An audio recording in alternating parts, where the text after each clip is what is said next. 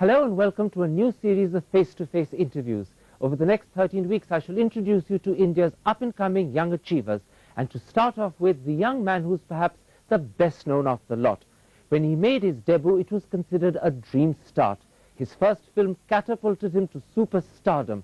Critics said it wouldn't last, but they were wrong. The next two confirmed his position at the top. So what's the secret of his success? And much more importantly, what is he himself actually like? Later in this special one-hour episode, I shall introduce you to Hrithik Roshan, who will be joining us here in the studio. But first, a profile of the young star and the route he's taken to the top.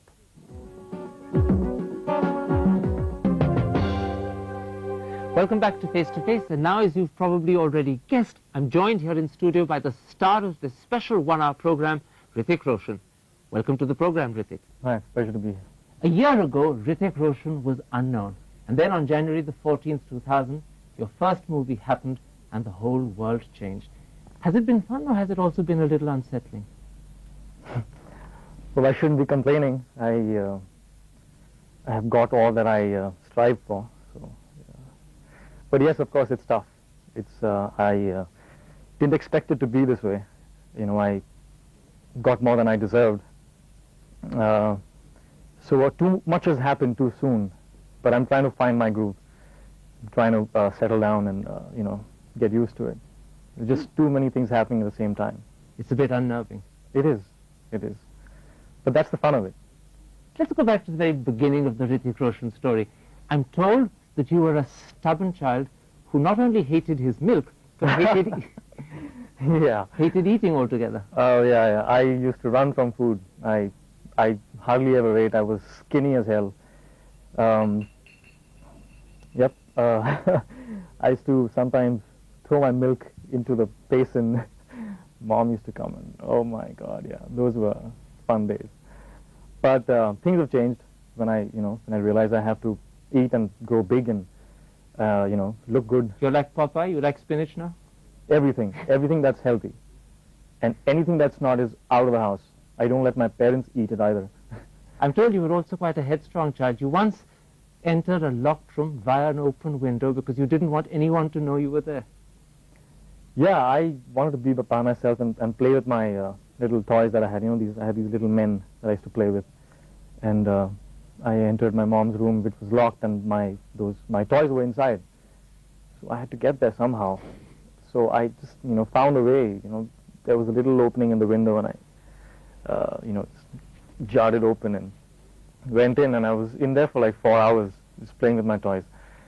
And then, when I realized that, my mom was home, she was out, and, she came home, she was looking for me, and I wasn't there anywhere.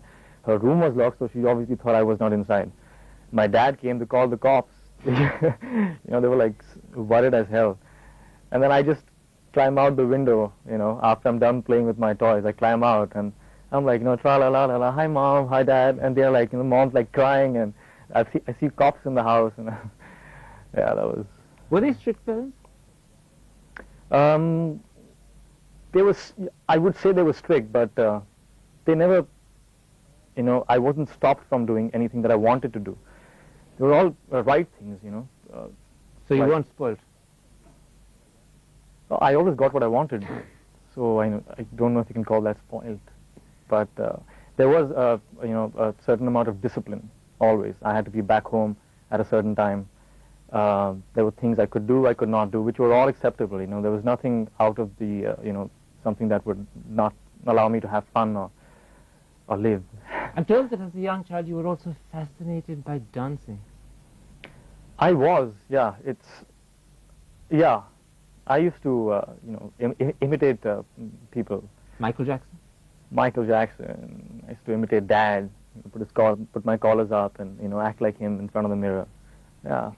And you used to do amazing things on bikes, and the neighbors in Juhu used to stand around and admire you. That, yes. The BMX days. Yes, I was pretty good at that, actually. Did a lot of stunts, broke a lot of bones. Which ones? All over. My ankles, my fingers, my knees, broken a lot of bones.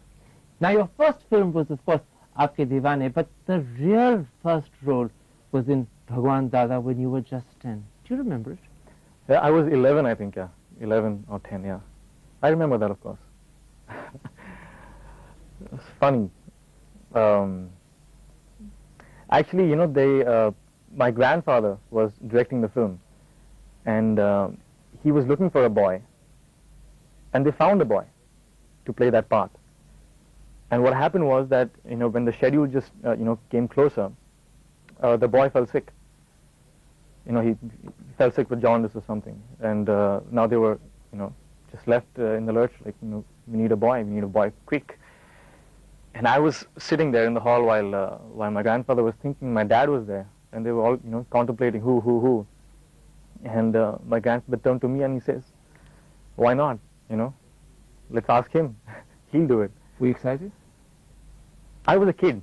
Yes, I was very excited at that time. I didn't know what it was. I thought it was fun. Your cameras, my dad does it. I was fascinated by the whole thing. So did the desire to become an actor get born at that moment? Actor, no, I was just having fun. It wasn't serious? It wasn't serious at all. I never thought I would get into it. Though I always knew I will be an actor one day. I always knew that. But at that time, it was just, you know, I was just fascinated by the whole thing. And, you know, every kid wants to be like his father. So you were following... And my father was a hero, you know. So I guess it started as a fascination, which grew into a passion. And then once I understood the art, I just totally fell in love with it. Except for the fact that your father didn't want you to get into the films at all. He wanted you to go to America and study. Yeah. That was, I mean, he would never have stopped me. He would have never stopped me from doing what I wanted to do. But the point was that, you know, he was a father, you know. He was being protected? Concerned. He's been in the industry. He's struggled for 20 years. And he's been through hell, my mom and him. You know, that there have been times where there's been no money in the house and, you know, stuff like that. So, of course, he didn't want me to go through the same thing. You know, he wanted me to do something so that I could, you know, if after that I wanted to be an actor, I had something to fall back upon if I did not work. So how did you convince him? Because you had a scholarship to go to UCLA. Well, at first, I took his advice. I said, yeah, okay, you know, let me do this. Once I come back, I'll do what I want to do. And then when I was leaving, you know, I gave my exams, my SATs, I got the admissions, everything was done. And then I realized that, you know, what the hell am I doing? I'm running away. Why am I running away? You know, if I have to do something, it has to be 100%. You know, if I do it half-heartedly, like, you know, okay, if I fail, I have something to fall back upon. So my push is never going to be 100%. You know, if I have to plunge, I have to plunge wholeheartedly, completely into it. So I went up to Dad and I said, you know, Dad, I can't go. You did it your way. You struggled for 20 years. I'm ready for it too. I'm your son. Trust me. And he let me do it. That's when you began serving as his assistant director. What was that like? I was already doing that at that time. I was assisting him. I've assisted him for 5 years now. And now in the sense that, yeah, I still feel like I'm assisting him because all through working in Kaho Naa, Pyaar Hai, you know, I hardly felt like, you know, the hero. The only difference was that I had makeup and I was in front of the camera. That I was doing everything else that I was doing, you know, while assisting him. So yeah, those years were fun. Now they look like fun. At that time it was hell. Because he made you live like everyone else, no special treatment. No special treatment at all. There were times where, you know, I was bathing with brown water and, you know, there was no food and, you know, sleeping in tents with, you know, these little creepy crawlies all over you. And you didn't complain? I did, but not to Dad. To the assistants, you know, the other guys, oh, what the hell is this, man? How can you live like this? They're like, well, now you're here. But you also kept your contact with acting going, didn't you? Because you joined a couple of acting schools at the same time quietly.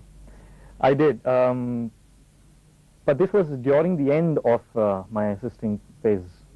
It was, I think, when Dad was shooting for Koila, that I said, you know, now it's time. I think I have to find out. You know, I want to do it, but can I do it? So you were thinking in advance and planning? Yeah, so at first I got a photo session done with Dabu Ratnani, who's a friend from school. And you know, when I got the prints, I I showed the prints to Dad, and I said, well, if you like it, then I need some money to pay him off. And he loved them. He just, he loved the pictures. Though he was not, I knew he would not, just make a film for me. That was not in my mind ever. I just wanted to make a portfolio so I could, go to the people I wanted to work with. You had other directors in mind, not your father? My father, not at all. Not at all, because I knew he would not compromise on his work. So the day when he turned around when he was making Kaho Naa, Pyaar Hai and said, I want you to be the male lead, were you very surprised? I think my heart must have skipped a beat or something, because that was totally unexpected. I thought I heard wrong at first. It was completely unexpected. I had to excuse myself from the room, because there were other, the writers were there. You literally had to get up and leave? I had to, because I couldn't fathom what was happening, I was very confused. I said, is this happening? What are they thinking of me in this film? It sounds a little weird. No, it's not happening. I need some time off. Just got up and I left. I said, excuse me 1 second. And I went to my room. And he followed me, and he entered the room, and I was nervous as hell, because I knew this was the scariest thing that I could do, working with Dad. He just asked me, are you ready? I was not at that time. I said, yes. Yes, I'm ready. Because I knew this is my opportunity. This is, You were going to grab it with both hands. Absolutely. But in fact, you said to him you wanted some time. You wanted to prepare yourself. Yeah. What did you have in mind? I requested him. I said, give me 4 months. By the time your scripting is over, I think you will take at least 3 months. Give me 4 months, and I'll be ready. So what did you do? Everything. Everything I could think of that could directly, indirectly help me to be a good actor. More lessons? I did the weirdest things. I did stuff like meditation. I mean, who'd think that could help you in acting? But I thought, it's just something that would help me focus more. It will help me probably train my mind, to relax, to whatever. I just did everything. I did singing classes. Not that I can sing now, but I took singing classes. I trained my voice in every which way that I could think of. And I'm told the famous Hrithik physique was born at that time. Yeah. I don't know about the famous part, but it's nothing much. I still have to, as you can see. But I knew that physicality was very, very important. And in the film that I was being considered for, there was a double role. As you know, there was Rohit in the first half and Raj in the second half. So I thought it would be nice if I could, even physically show a difference in the two characters. And so I was training myself for about a year, and I wasn't seeing the kind of results that I wanted to see. So as I said, I did everything that I could think of. I did everything. So I didn't want to leave any things unturned. I had to do everything, whether it was to call up Salman, who was Salman Khan, the biggest star then, who did not know me at all. I mean, he's worked with me. I was an assistant, but I just asked myself, who's the best in the business? And that's Salman. I said, I have to try this. I have to try. I have to try and ask him, what did you do? This movie really meant a lot to you. Everything. This was my life, and I said, I'd do everything possible to get things right. So 4 or 5 months later, when the camera started to roll and you had to give your first shot, how nervous were you? I was very anxious. Yes, I think I was nervous also, because I did not talk at all to anybody. I had a Walkman on, help me relax. The moment I opened my room door to go onto the sets, till my first shot, I had a Walkman on, and it helped me relax and focus. The amazing thing is you did it in one take. In one take, yes. That's what got me going. Believe me, if that first shot had not gone right, things would have been different, probably. So was it a sort of superstitious moment for you? Not really, but it's a nice boost when you get the first shot correct in the first take. And yet the amazing thing is, like, either halfway through the film, you thought the Rohit Raj role was somehow dramatically lacking. You wanted more to it. Yeah. Foolish me. But yes. On the script level, yes, I did think that it was the girls' film, and I kept complaining to Dad. I said, Papa, I've got nothing to do. All I'm doing is, I'm just laughing or looking good or wearing good clothes and dancing. Both the guys are nice guys. Both the guys are supposed to be good looking. Both the guys fall in love. Both Give the me guys sing something songs. nasty and evil to do. I mean, how do I, show the people that I can do things? And what did he say? He said, I'm making a movie. You want to act in it too, but don't tell me how to make the movie, because I'm not making the film to launch you. I have an idea, and I think a newcomer would suit my film. And you happen to be my son, who is the actor in the film. That's how it is. So he never let his mind deviate from the fact, though I forced him. He never let his mind deviate from the fact that he was making his next movie, which starred a newcomer who happened to be his son. That was his mindset. Halfway through the film, there's a moment when Rohit dies. It happens underwater, I believe 40 feet underwater. Was that you, or was that a stuntman? It was me. You? It was me, yes. 40 feet underwater? 45, I think. If I can get, 45 feet underwater. Was it dangerous? For 3 hours. Dangerous. I almost drowned. I almost drowned. It was, but it was fun because it looked great. So everything that works hard for film is worth it. Most actors must hope that their first film is going to be a success. But could you have ever imagined that KNPH would be such a runaway hit? No. Well, when did you suddenly realize that I have probably produced the biggest film for 10 years? It still hits me sometimes. So the news still has to sink in. I guess, because it was so unexpected, I knew that the film was good, and I prayed to God that, the film gets, and Dad gets, and I get exactly what we deserve, and nothing more than that. There was also a lot of family money riding on it, wasn't there? Oh, yeah. Yeah. The film was about 3 crore over budget, and, the house was mortgaged, and the cars were mortgaged. So it was... So the flip side was you could ruin the family. But I didn't know about it. You never... the last time this happened was when he was making his first film, Khud Garz, when he made his home production and directed the film himself. That was the first time he had to mortgage his house and his cars to launch himself. And he had to do it all over again to launch his son. And both times it worked out.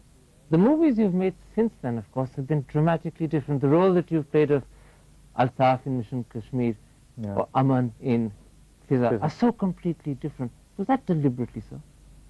No, it's not deliberate. It's just that it's simple. I'm an actor. I just want to enjoy my art.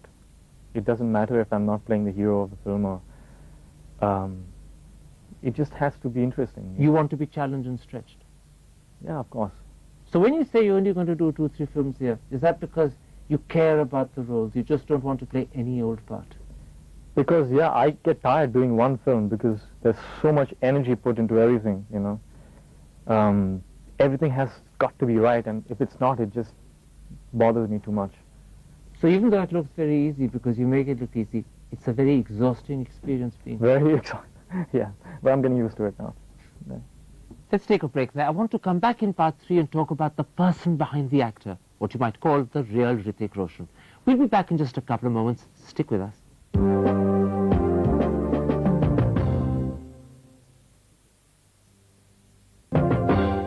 Welcome back. My guest is Hrithik Roshan. Now, 2000 was a sort of roller coaster year for you. KNPH took you right up to the very highest heights, and then at the same time there was the tragic assassination attempt on your father. That must have been horrible. Yes, of course it was. Totally unexpected. I had not even, come around to start enjoying the success of the film, and this happens. Because I was waiting, I was waiting for the trade papers to say that it was a hit. People all around me were saying it, but I was still waiting for the week's report to come in, the official reports. And before that week ended, and when we got to the Friday of the first week, I was all set in my mind to have a blast. I was going to have this party and enjoy myself because all that I worked hard for, everything, it happened. it worked. So I had, in my mind, planned to, let my hair down, just have a good time on Saturday night. And before that afternoon, I couldn't even get to the afternoon because Dad got shot, I think around that time. How did you find out? How did I find out? Well, he gets shot. He had a bullet in his chest and one in his arm, and he still had, the mental coordination to pick up his mobile. He was bleeding, and he called me up because he was concerned whether I was okay. He in his mind, he was wondering whether it's a simultaneous attack on the family. So he called me up, and I was training in the gym, and I picked up the phone, and he says, "Where are you?"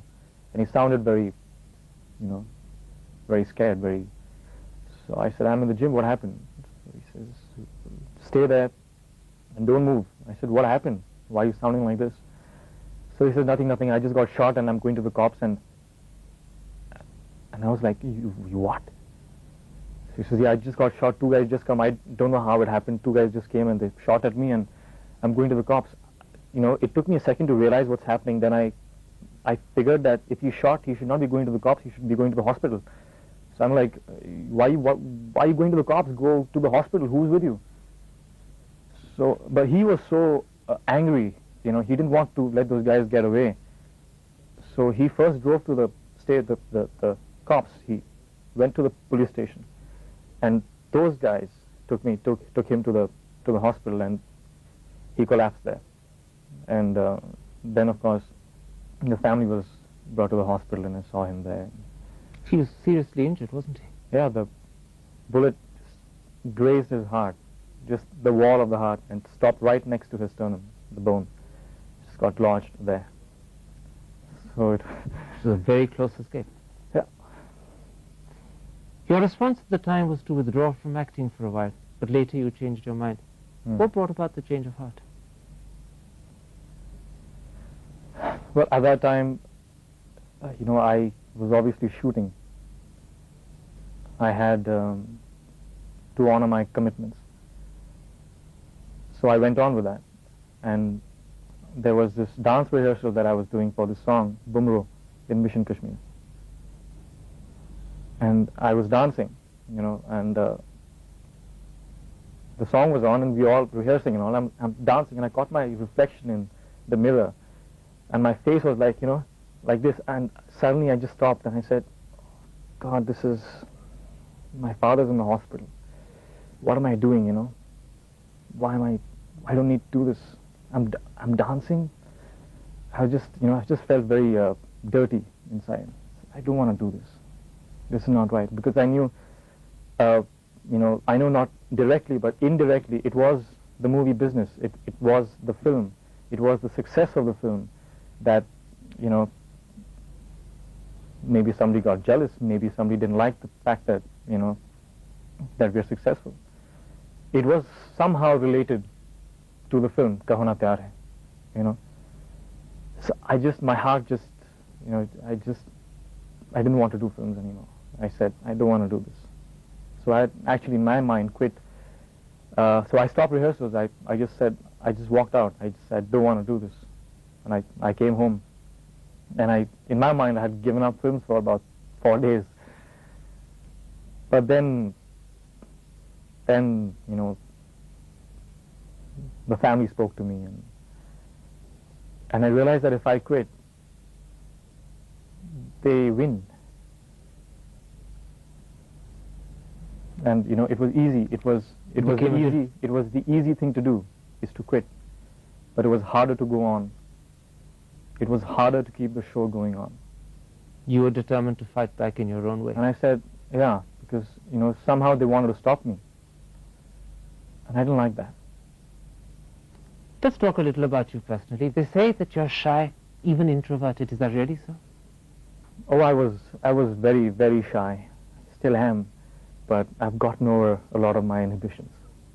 Are you uncomfortable with all the fame and attention and celebrity that today surrounds you? Not really.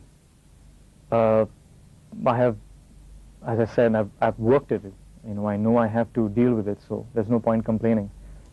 There were times when, you know, before I ventured into this career, I could not even, you know, call up, you know, to take an appointment for a haircut. You know, I used to make my sister do it. I used to make my mom do it. You were self-conscious or just scared? I don't know. I was a loner. I loved being by myself. Even in school, I was always by myself. I was, you know, just kept to myself. I didn't speak to anybody. Are you still a loner? I know that you're surrounded by fans and crowds, but inside all of them, are you on your own? Well, let me put it this way. I don't know if I'm a loner, but I need at least an hour to myself in a day. Not at the same time, but I need time off. Just to be on your own? Just by myself. I really need to do that. So I do nothing. I do nothing. I just sit and, you know, I let my thoughts wander, but I have to be by myself. It's a need. It's not something that, it's not a luxury, it's a need. I have to be by myself. So this fame which surrounds you with people all the time, is it at times disconcerting, sometimes even frightening? It is, but as I said, you just, you know, have to find a way out, you know. And it's not tough. I don't blame anybody. You know, that is going to happen. This is what I've worked hard for, you know. So I just have to, you know, find a balance. You know, keep people happy, you know, please the people I can please, and then I have to, you know, shut the door and say, now I need time to myself. Many people remember the speech you made at last year's Filmfare Awards. It was a very touching speech. Are you an emotional person? I guess. I don't know, yeah, I guess.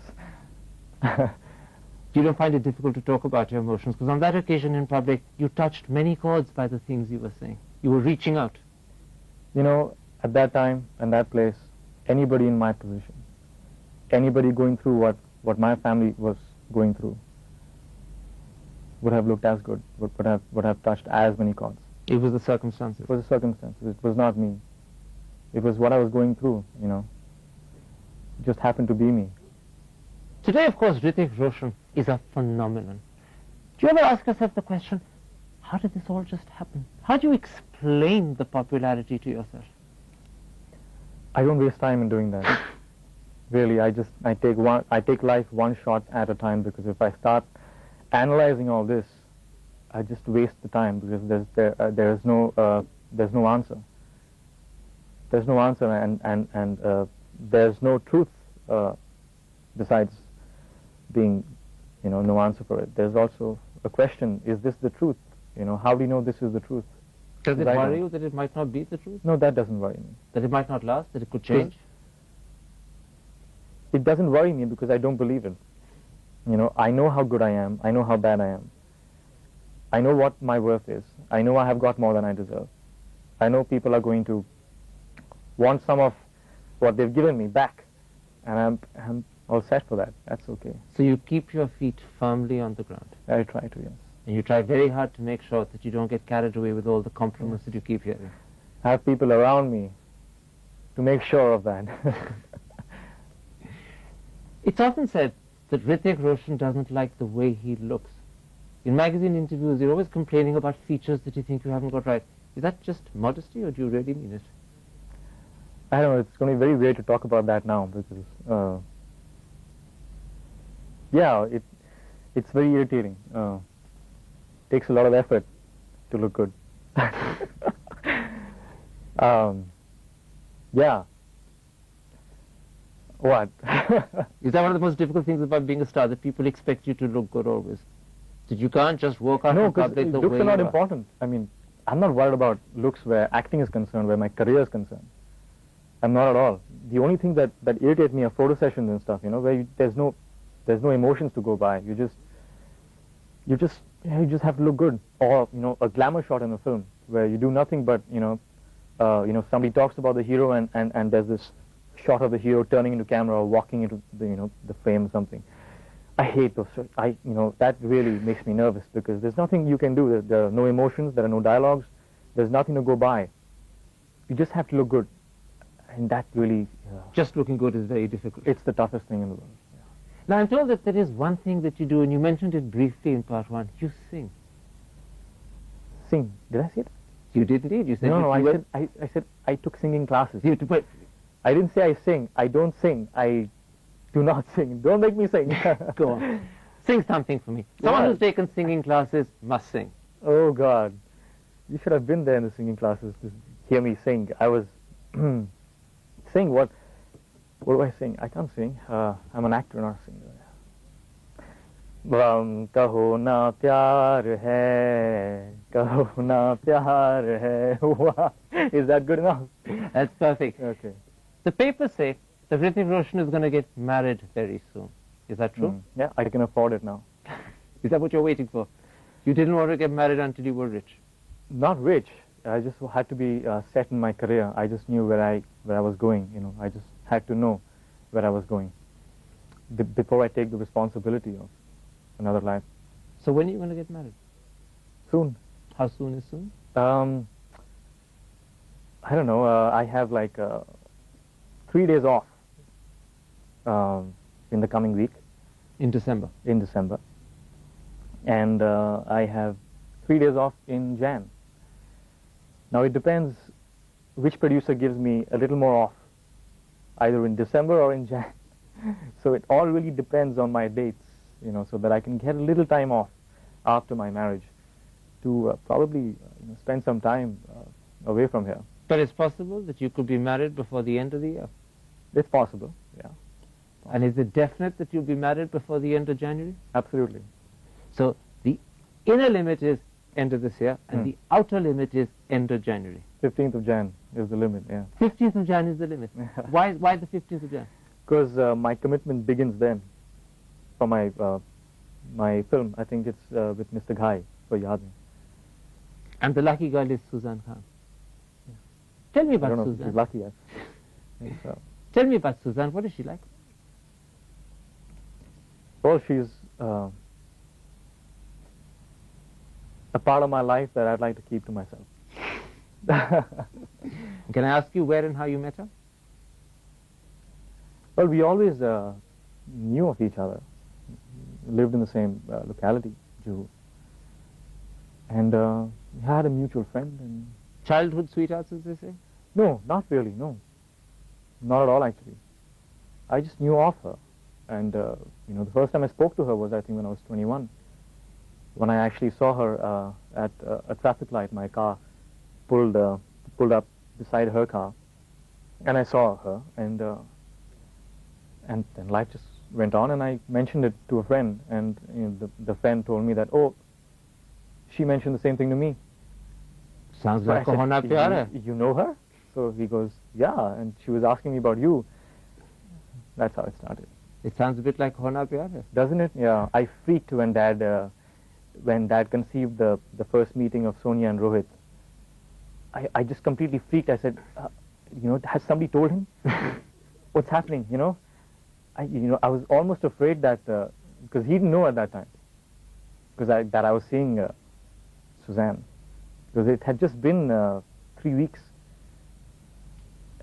It was weird. An actor who's going to live his film roles, huh? I don't want to act out my entire life there. Hrithik, one little incident enough. Congratulations, good luck with the marriage, and can I add also, happy birthday for the 10th of Jan. Thank you so much. Thank you for a lovely interview. It's a pleasure. Thanks.